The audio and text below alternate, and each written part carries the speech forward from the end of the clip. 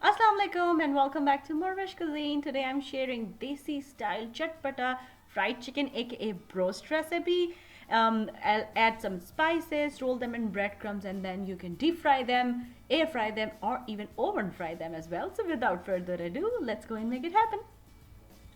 So let's start our recipe with Bismillah. First, I'm taking skinless chicken drumsticks. You can take any part of the chicken, adding some plain yogurt, seasoning it with some salt, red chili, pepper flakes, and I will add a green chili and few cloves of garlic.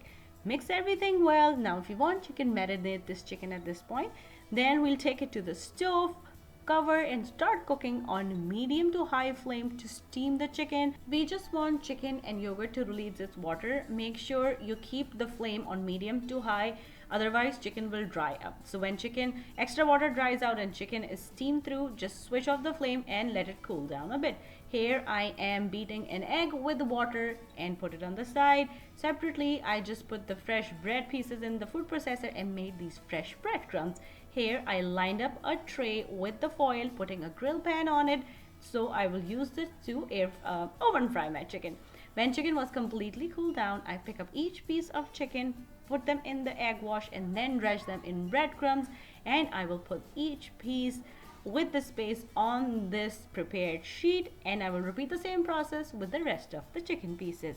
Now, since I am oven frying today, so I will spray some cooking oil. You can brush oil on top of them as well.